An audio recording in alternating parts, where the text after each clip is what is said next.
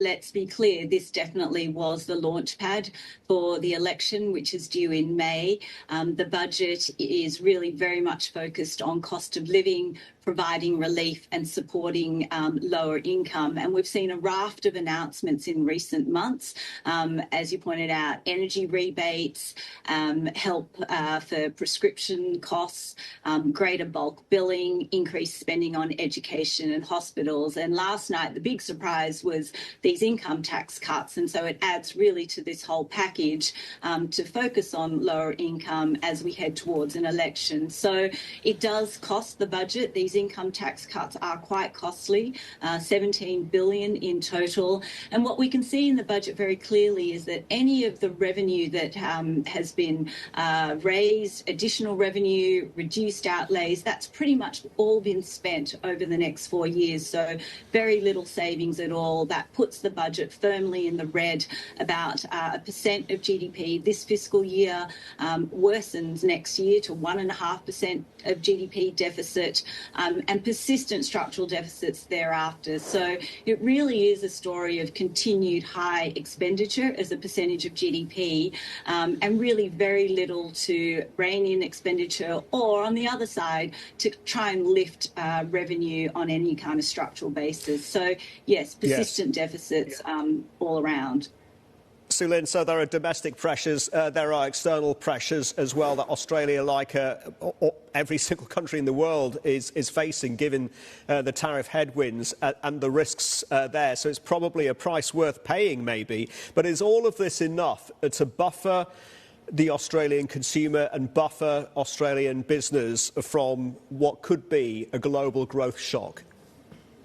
Yeah, absolutely. I mean, really, the budget is important, and it does lend some support to demand, public demand, and overall it is additive to growth, given that we will be swinging further into the red next fiscal year. But at the end of the day, the much bigger uncertainty, as you rightly point out, is what's happening globally.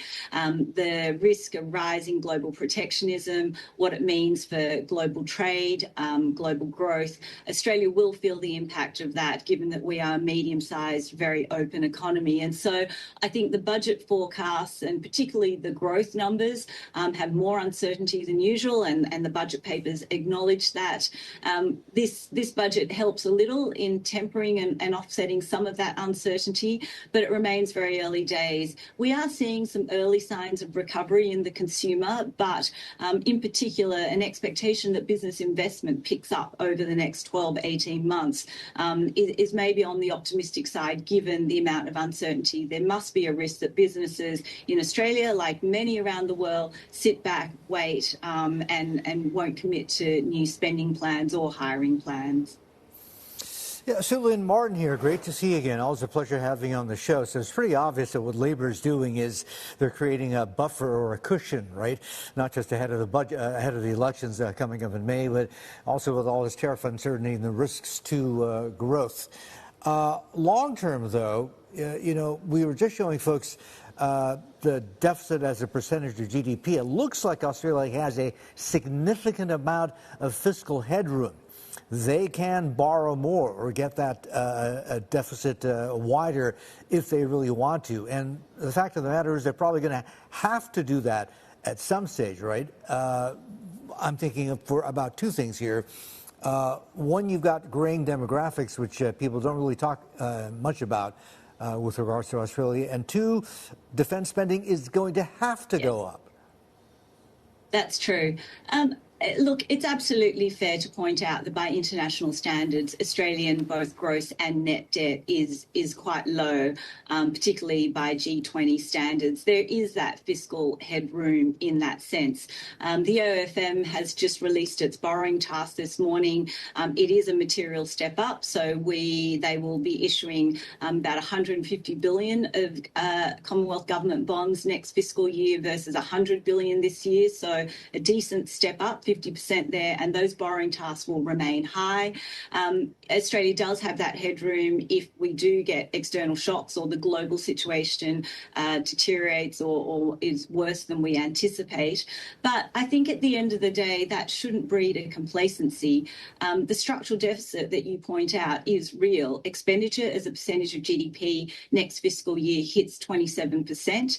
Outside of the COVID period, that is a high. It is rising because of those structural pressures that you point out. The demographics of the ageing population, the very large and still growing National Disability Insurance Scheme, the likelihood that defence spending will need to lift above 2% of GDP, and the cost of energy transition. And so while all of that is fine to fund and to support that expenditure, unless you structurally lift revenue or you try and cut from somewhere else, you will see this persistent structural deficit, which leaves you vulnerable in times of shock. So yes, there is the fiscal headroom, but it shouldn't breed that complacency that persistent structural deficits, are okay over a very long time frame.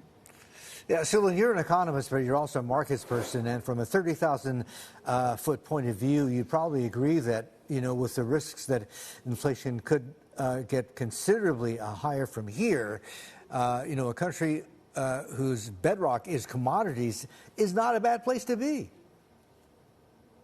That is true. The strength of commodity prices really over the last couple of years is in part what has delivered some budget surpluses in Australia in the last 2 years, to the envy of the rest of the world. It is where Australia's comparative advantage is, and in particular, I think increasingly in that critical mineral space. So the comparative advantage is strong and very helpful. But it very much relies on a number of factors and positive factors. It relies on open global trade. It relies on continued strength in China and our major trading partners. And so a lot still needs to go right. But yes, having that resource strength, I think, continues to be a positive for Australia.